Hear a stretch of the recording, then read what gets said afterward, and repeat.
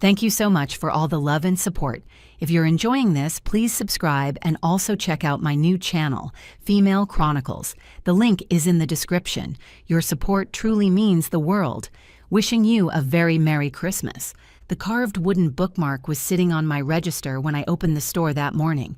No note, no explanation, just one word etched into the honey-colored oak: stay. My hands trembled as I picked it up. I knew who made it. I knew those hands, the calluses on his palms, the way sawdust always lingered in the creases of his knuckles. What I didn't know was why he'd left it here, or why he'd disappeared 3 days ago without a word. My name is Mira. I'm 31 and I manage a bookstore in Seattle. This is the story of how I learned that some people leave so they can find their way back. I met Nathan Holloway 6 weeks before that bookmark appeared. It was one of those gray October afternoons where the rain turns the city into something softer, quieter. I was crouched behind a bottom shelf, reaching for a book that had slipped behind the wooden case, my fingers just brushing the spine, when a voice came from directly behind me. "Need a hand?" I jerked upright and nearly crashed into his chest. He stepped back just in time, hands raised, a crooked smile already forming on his face. Tall, dark hair pushed back carelessly, eyes the color of deep water, the kind you know is cold but want to jump into anyway. I wasn't. I started, then caught myself. Okay, yes, I was losing a battle with furniture. He laughed, a low sound that settled somewhere in my ribcage. Without asking permission, he crouched down and reached into the gap, his shoulder brushing past me. His jacket smelled like cedar and something warmer underneath. He retrieved the book easily and held it out to me. The Sun Also Rises. Hemingway. Of course. Fitting, he said, nodding at the cover. Man who can't commit. Woman who deserves better. I raised an eyebrow. You've read it? 3 times. Still don't like Jake Barnes. He extended his hand. I'm Nathan. His palm was rough and warm. The handshake lasted exactly 1 second too long. He started coming in every few days after that, never at the same time. I couldn't predict him, couldn't prepare myself, but always with the same quiet intensity. He'd browse the shelves with his hands behind his back like he was visiting a museum. Sometimes he bought a paperback. Sometimes he just sat in the corner with black coffee and read until the light outside went amber. I told myself I wasn't watching the door. I told myself the flutter in my chest when he walked in was just caffeine. Lies come easy when you've spent 2 years protecting the same bruise. 3 weeks in, he stayed until closing. You always work alone this late? He asked, leaning against the counter while I counted the register. It's not that late. It's almost 9, dark out. You walk home? I looked up at him. His expression wasn't flirtatious. It was something closer to concern, genuine, uncomfortable. I'm fine, I said. I've been doing this for 3 years. Nathan nodded slowly. I'm sure you're capable. That wasn't my question. I lost count of the ones and had to start over. Yes, I walk. It's 6 blocks. He didn't offer to walk me home. He just said, "Good night, Mira," and left. But the next evening, when I locked up and stepped outside, he was waiting on the corner with 2 coffees. Coincidence, he said, handing me one. You're a terrible liar. I know. That smile again. Walk with me anyway? We walked. That night and the next. He told me about his work. Custom furniture, handcrafted pieces for restaurants and hotels. He'd been in Portland before this, San Francisco before that. He traveled with his tools and stayed until the project was done. Then he moved on. Sounds lonely, I said one night, watching steam rise from my cup. Sometimes. He was quiet for a moment. But lonely is controllable. It's safer than the alternative. I understood that more than he knew. I'd been engaged once. To a man named Daniel, who was kind and stable and absolutely certain about our future. He had spreadsheets for our wedding, our house, our children's college funds. He had everything planned. And one morning I woke up beside him and realized I felt nothing. Not anger, not love, just a hollow kind of numbness that had crept in so slowly I hadn't noticed until it consumed everything. I ended it 8 months before the wedding. I'd been paying for that decision ever since.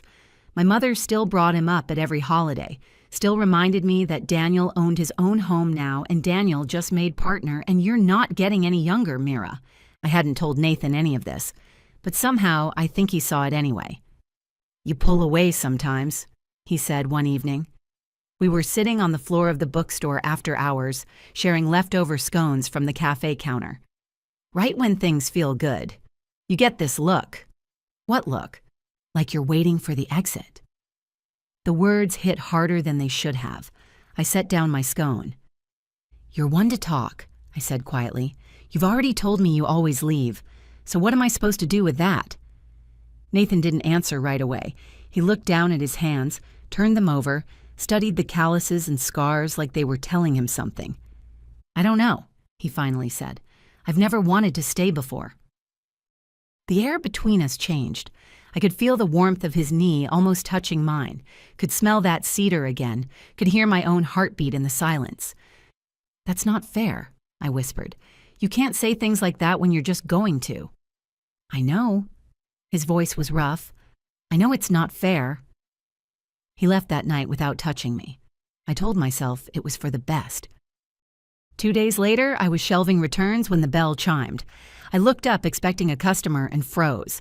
Daniel was standing in my doorway. He looked the same, clean-shaven, expensive coat, that confident posture that used to make me feel safe, and now just made me feel trapped. He smiled like no time had passed at all. "Mira, you look good." I gripped the books in my arms. "Daniel, what are you doing here?" "I was in the city for work. Thought I'd stop by."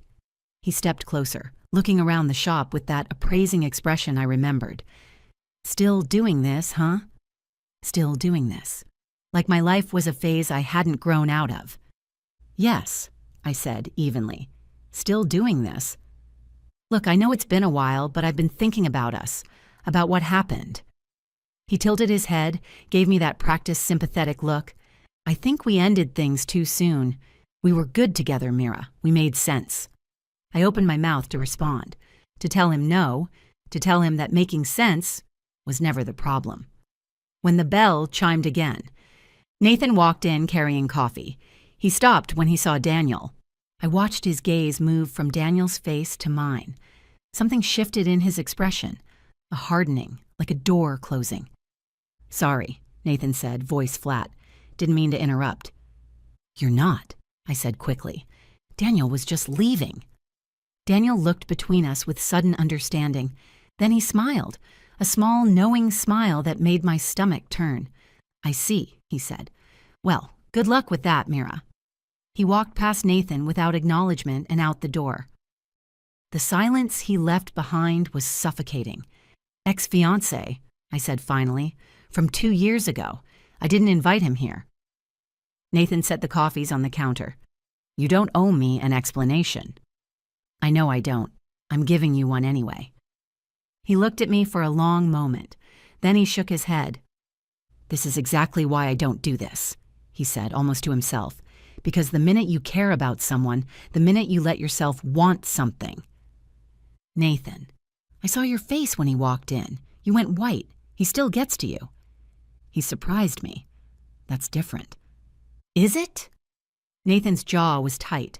"Because from where I'm standing, it looks like you're not over him. Or maybe you're just not ready to let anyone else in." The accusation stung because it wasn't entirely wrong. I had been holding back. I had been waiting for the exit. But that didn't mean... "That's not fair," I said. "You don't get to be angry at me for being careful when you've already told me you're leaving." "I never said I was leaving." "You never said you were staying either." We stared at each other across the counter. The rain picked up outside, drumming against the windows. Nathan exhaled slowly. "I got offered a contract. In Vancouver. 3 months minimum, maybe longer. They want me there next week." The floor seemed to tilt beneath me. "When did you find out?" "This morning." He ran a hand through his hair. "I was going to tell you tonight. I was going to, I don't know, figure out what this is, what we are. But now." "Now what?" "Now I think maybe you're right. Maybe I should just go." He grabbed his coffee and walked out before I could respond. That was 3 days ago.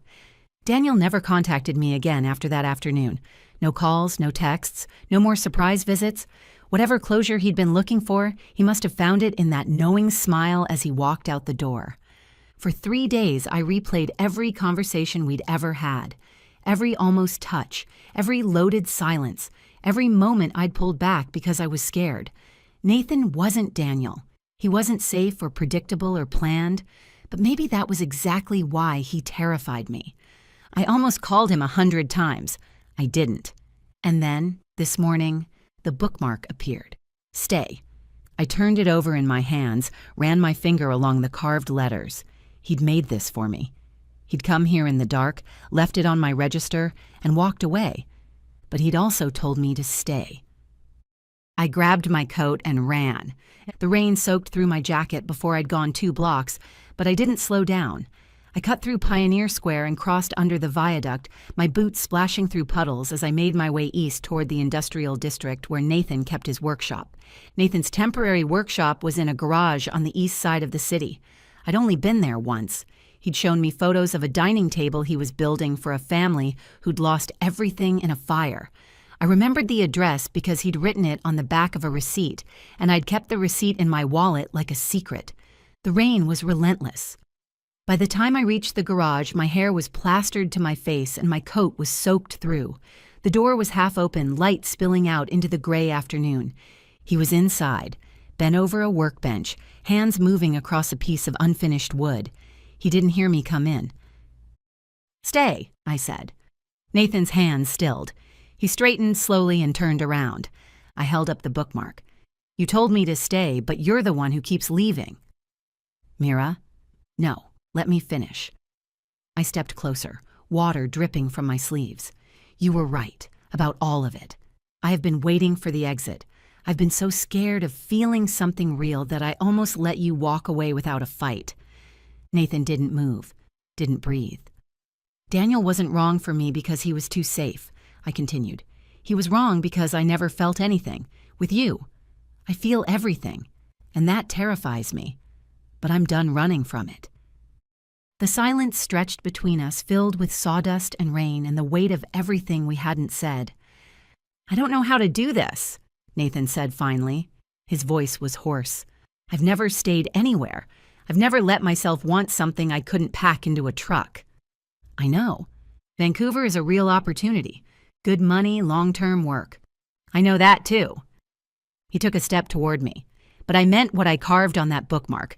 I want you to stay. I want to be someone worth staying for." "Then prove it." I was close enough now to see the sawdust on his collar, the uncertainty in his eyes. "Don't take the Vancouver job, or take it, but come back. Either way, stop treating this like something you're going to lose." Nathan reached out and cupped my face in his calloused hands. "What if I hurt you?" "Then we'll figure it out. Together." He kissed me, not gently, desperately, like he'd been holding back for weeks and finally let go. His hands tangled in my wet hair, and I gripped his jacket like an anchor, and somewhere in the background the rain hammered against the roof like applause. When we finally pulled apart, both breathing hard, Nathan rested his forehead against mine. "I'm not taking the Vancouver job," he said. "Are you sure?" "I already called them this morning, before I left the bookmark." He laughed softly. "I was hoping you'd come find me." I hit his shoulder. "You could have just told me. Where's the romance in that?" We stood there for a long moment, wrapped in each other, listening to the storm outside. I thought about all the books I'd read about love, the grand gestures, the dramatic declarations, the perfect endings. None of them felt quite like this. This was messier, scarier, more uncertain, but it was real.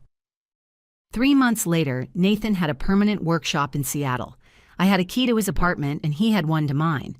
We weren't perfect. We still fought about his tendency to disappear into his work and my habit of overthinking everything. But we showed up. Every day we chose each other. On our first anniversary, he gave me another carved bookmark. This one had 2 words on it. I stayed.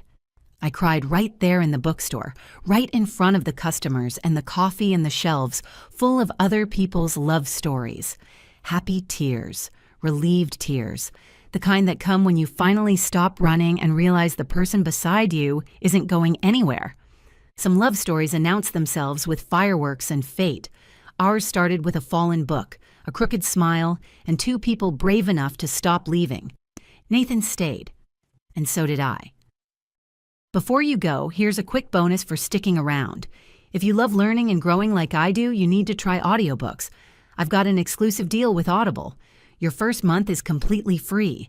That's access to over 500,000 titles, zero cost to you. All the details are waiting in the description. Don't miss this one.